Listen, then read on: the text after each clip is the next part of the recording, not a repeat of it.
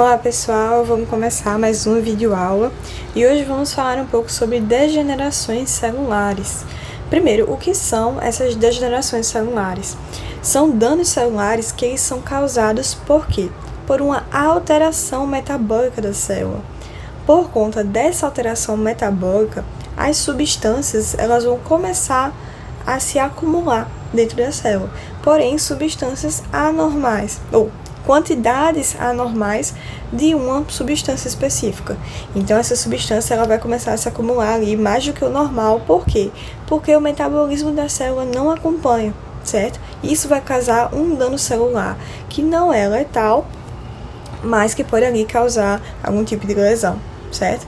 Então, essas são as nossas degenerações celulares que nós vamos ver daqui para frente. Então, quais são as principais vias de acúmulos intracelulares? Primeiro, a remoção inadequada de uma substância normal. O que acontece aqui? Substâncias normais do organismo, como a gente tem aqui, ó, água, lipídios, proteínas e carboidratos, são todas substâncias que são normais no organismo. Porém, o que acontece? Elas vão começar a se acumular ali devido a defeitos no mecanismo de empacotamento e de transporte daquela célula. E também pode acontecer o quê? O acúmulo de substâncias anormais no organismo, certo? Essas substâncias anormais, elas podem ser exógenas ou endógenas. As exógenas, quando que acontece? Quando a célula ela não tem enzimas capazes de degradar essa substância. Então, exemplos são as partículas de carbono. Quando a gente inala ali, né, as partículas de carbono, por exemplo, quando a gente está em um ambiente muito poluído, a gente acaba inalando partículas de carbono e quando esse carbono ele vai lá para a célula, a nossa célula não vai ter enzimas suficientes ou enzimas capazes de degradar aquela substância. Então, essas partículas de carbono vão se acumular ali, porque a célula não tem enzimas que podem degradar ela, certo? Também há o acúmulo de substâncias anormais endógenas que já fazem parte do corpo, certo?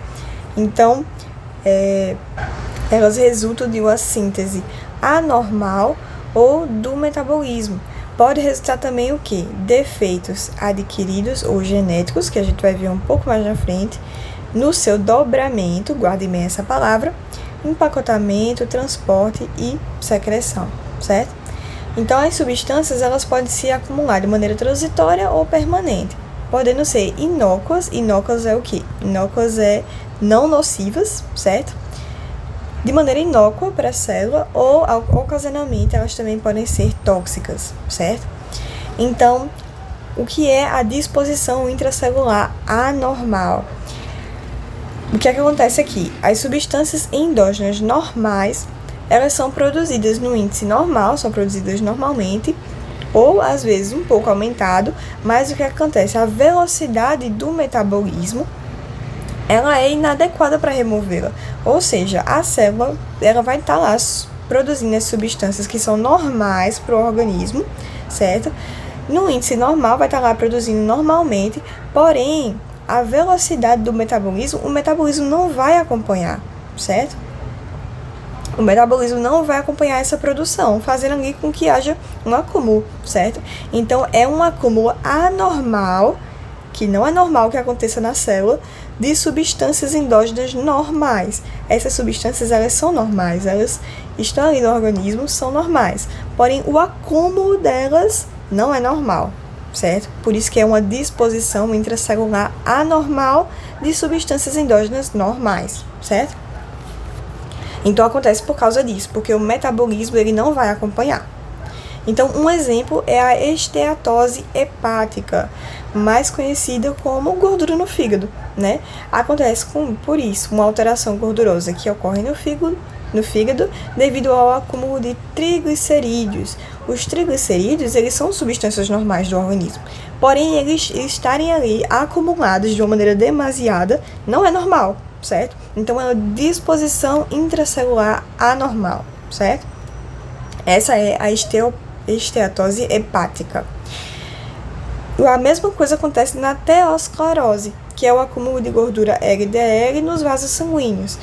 São as famosas veias entupidas, né, que a gente fala.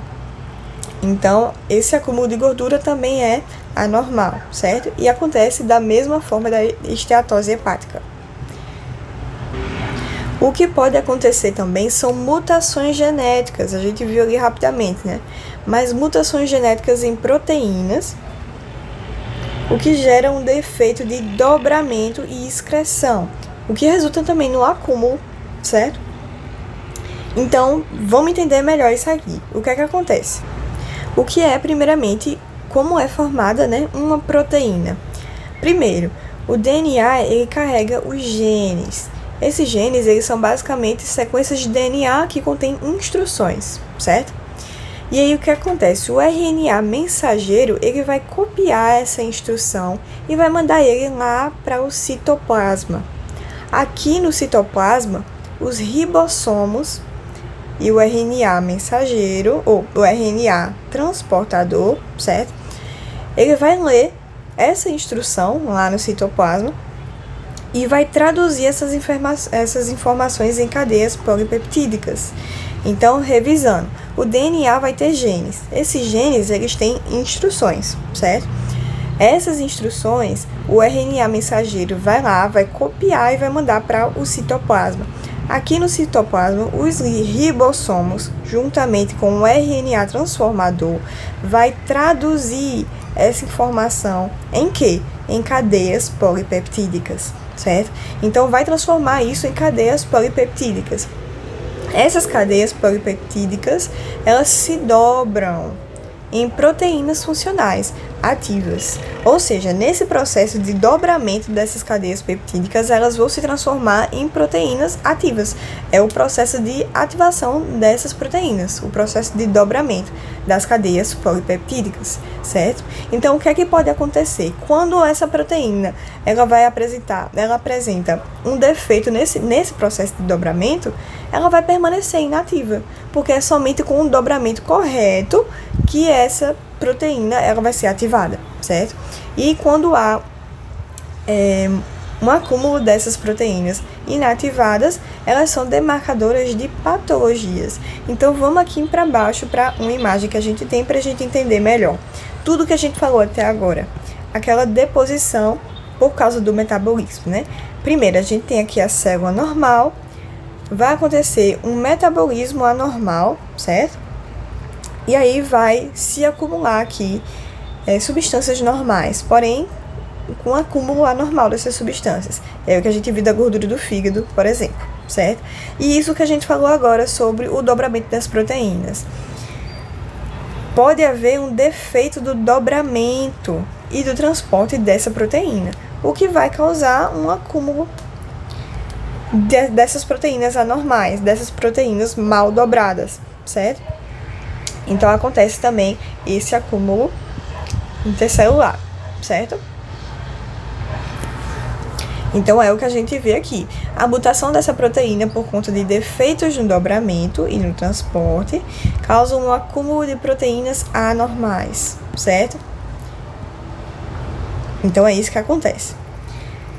Também pode acontecer o quê? Uma substância exógena anormal pode ser depositada ali e se acumulando. Por quê? Porque, como a gente viu, as células elas não vão ter enzimas necessárias para degradar ela, que nem a gente viu lá no caso do carbono, certo? Então, é o que acontece aqui. O que acontece na célula normal? Quando tem um substrato complexo, ou seja, uma substância muito grande, uma substância muito complexa para essa célula degradar, as enzimas vão lá e vão fazer esse papel de degradação e vai transformar ela em produtos solúveis, certo? Em produtos ali degradáveis. Porém, quando há a ausência dessa enzima, não tem esse processo. Então, o substrato complexo ele continua ali, certo? Então, acontece o acúmulo de materiais endógenos e pode acontecer também a mesma coisa, sendo que com materiais exógenos, certo? Então, no caso do carbono, pode acontecer que dessa célula fagocitar essas substâncias e não ter as enzimas necessárias para digerir elas. Ingestão de materiais indigeríveis. A célula não consegue digerir. E aí acaba acontecendo esse acúmulo, certo? Acúmulo de materiais exógenos. Então, vamos voltar para cá. Indo agora para pigmentos. Pigmentos, tranquilo da gente ver, certo? Primeiro tem a melanina, que a gente já sabe de cor. A melanina é um pigmento endógeno, normal do corpo, né? Que tem essa aparência preto acastanhada, né? E ela é produzida pelos melanócitos, um tipo de célula que produz proteínas, ou melaninas, certo? Localizada na epiderme e atua como protetor contra a radiação ultravioleta prejudicial. Isso aí a gente já tá sabendo. As sardas, elas são ceratinócitos basais adjacentes da pele. O que é isso? Ceratinócitos basais são basicamente células que se encontram na camada basal da pele. A camada basal é a camada mais profunda da pele, certo? Então, é uma pigmentação endógena, normal do corpo também. Outro tipo de pigmento que nós temos é a lipofuscina. A lipofuscina ela é conhecida como pigmento do envelhecimento. É uma pigmentação endógena e vai acontecer, né? Tem essa aparência, primeiramente, né? Castanho amarelado, e vai acontecer como consequência do envelhecimento ou da atrofia. Por isso que é chamada de pigmento do envelhecimento, certo? Indo agora para os tipos de degeneração. Primeiro nós temos a degeneração hidrópica. Hidro, a gente já sabe que nos lembra água, certo? Então a degeneração hidrópica vai ser o acúmulo de água dentro da célula. Vai acontecer uma tumefação, essa célula vai ficar ali bem estufada. Também é conhecido como edema celular. Edema a gente sabe que é inchaço, certo?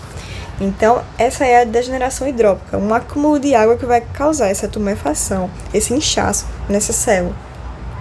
Então, vai tornar a célula volumosa, vai tornar a célula pálida, certo? E vai dificultar a microcirculação, causando uma palidez no órgão.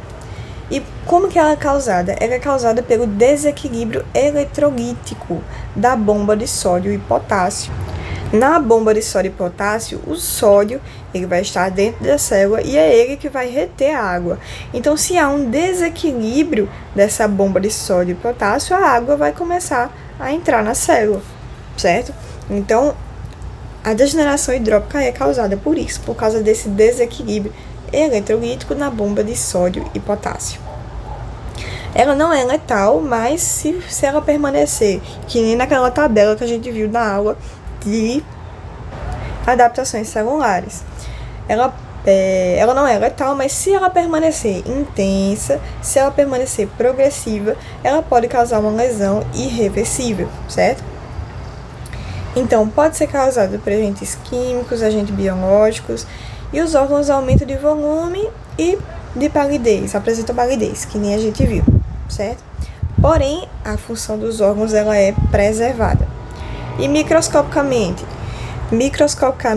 vai haver uma distensão dessas células e o citoplasma vai começar a ficar vacuolizado. O que é um citoplasma vacuolizado? No caso, que é aqui uma degeneração hidrópica, né? Vai ser completamente vacuolizado porque vai começar a ter bolsas de água dentro da célula. Então a célula vai ficar cheia de bolsas de água, o que vai fazer com que ela fique inchada, certo? Mais alargado e mais claro. Essa é a característica da degeneração hidrópica, certo? A degeneração hialina. Degeneração hialina, ela é basicamente o acúmulo de proteínas na célula, certo? E uma característica muito marcante que cai bastante em prova sobre a degeneração hialina é porque ela tem um aspecto homogêneo rosa, de cor rosa, certo? Ela pode ser um indicador de patogenias, né?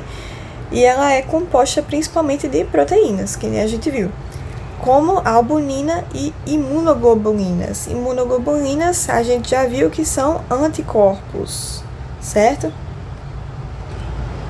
Anticorpos. Então, a degeneração hialina ela pode ser classificada em extracelular quando o material está fora da célula, né? Quando o material hialino se acumula no espaço intersticial.